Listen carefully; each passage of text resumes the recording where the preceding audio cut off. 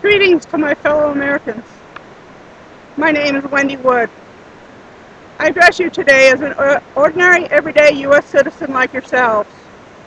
I'm not a career-minded politician. However, the time has come for me to serve my country in its time of need. The state of the union is not as it could or should be. The overall picture of America is becoming very bleak, not only on a domestic level, but on a worldly economic level as well. We find ourselves as a nation at the bottom of a great mountain, one that we cannot go around. So I propose to you today that we go over the top. With one another's help, we can ascend the steepest cliffs and then push on till we are once more at the peak, overlooking all that God has to offer. The job economics within the country have greatly declined over the past several years. This, I'm certain I didn't need to tell you. It is evident by the high number of people unemployed within the communities in which we live. We have consistently witnessed our big businesses, one by one, move to foreign nations, leaving many of us without a job.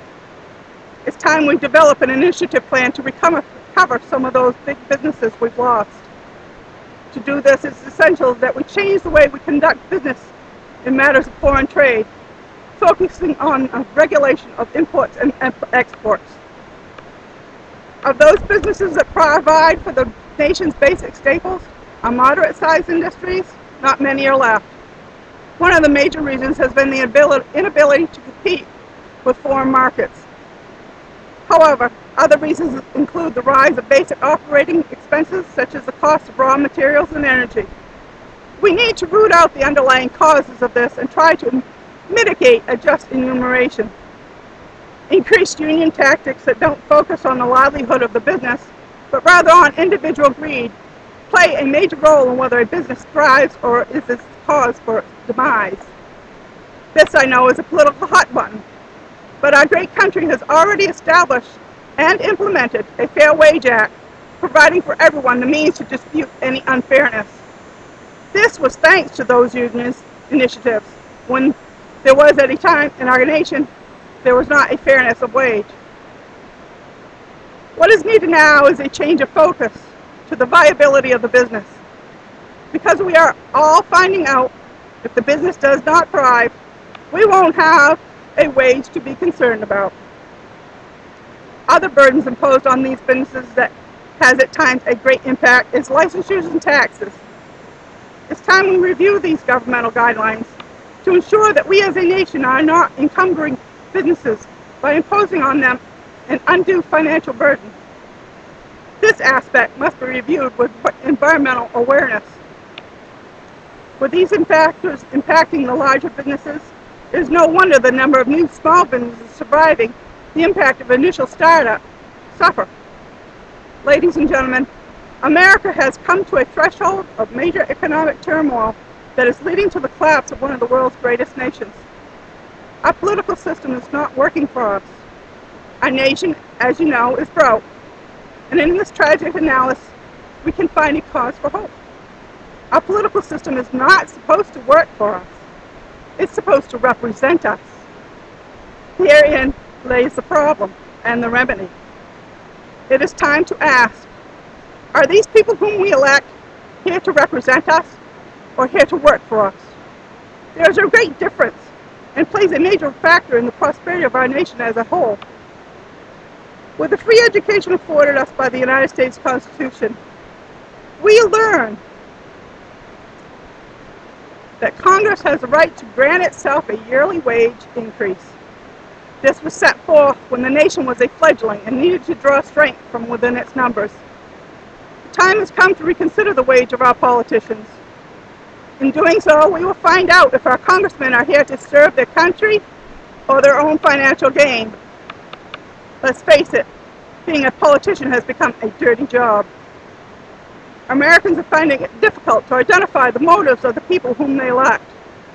We want someone who can and will make sound decisions for the best interests of our country. I ask you, how can someone who has no concept of what it's like to live the average life in America effectively impact the direction our nation takes in a positive manner? It is not only time to stop looking to the affluent to represent the lowly, It is time to renegotiate, if you will, the wages of our politicians. This will not only discourage those who seek power and prosperity from running in our nation's elections, but will aid us in readily identifying those among us whose focus is in allegiance with our nation. How are we to do this if Congress passes all the laws? Here again, our founding fathers have provided for us for the establishment of our government. We must petition the judiciary. In order to do so, we as a nation have to rise. There are certain judicial procedures we have to follow. We need to take legal action in order to go over the top. I propose for the American people to form a legal team willing and able to construct a new constitutional amendment that will establish a firm congressional wage based upon an already established federal minimum wage. Once this is done, before it can be presented to the judiciary for review, we as a nation need to vote and pass this initiative in each and every state of the Union. This is going to be a hard task to accomplish, but not if we stand united. We can go over the top. I'm willing to pursue this injunction. However, I subsist on Social Security, and I'm not in a financial position to afford a team of lawyers. Neither am I certain that the American people would want or even realize the positive economic and political impact this action would have on our nation as a whole. So I ask you, if you're in favor of this action, please send me a vote of $1 at Post Office Box 436, Medway, Maine, 04460. With enough funds, this initiative will take flight. It is not a scam, but rather an endeavor to persevere and a hope for our nation's future. Thank you and God bless.